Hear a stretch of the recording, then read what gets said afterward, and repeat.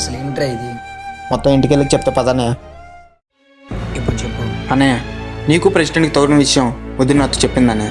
ఇది ప్రెసిడెంట్ అమ్మే ఎరువులకు శాంపిల్స్, ఇది మనం అమ్మే ఎరువులకు శాంపిల్స్. దీన్ని చెక్ చేసి తెలిసింది ఏంటంటే ఇందులో కల్తీ జరుగుతుంది. అదే మనం అమ్మే దాంట్లో జెన్యున్గా ఉంది. ఇదే ప్రజలు చెప్తే నమ్మరు, అందుకే పోలీస్ కంప్లైంట్ ఇద్దాం అనుకుంటున్నాను. నేను అందుకే ఈ కోర్స్ చేశాను అన్నయ్య. మనకి ప్రెసిడెంట్ కూడా సపోర్ట్ ఉంటాడు, మొత్తం వాడికి చెప్దామా? కరెక్ట్ కాదన్నయ్య, ఇందులో ఎవరిని ఇన్వాల్వ్ చేయాలనుకోవట్లేదు. మరి ఏం చేద్దాం? సరే అన్నయ్య, ఇప్పుడు దాకా నువ్వు ఒక్కడవే, ఇప్పుడు నేను నీకు తోడు ఉన్నాను, మనం ట్రై చేద్దాం. సరే తమ్ముడు, ఇప్పుడు వెళ్ళి చెప్పేద్దాం పద.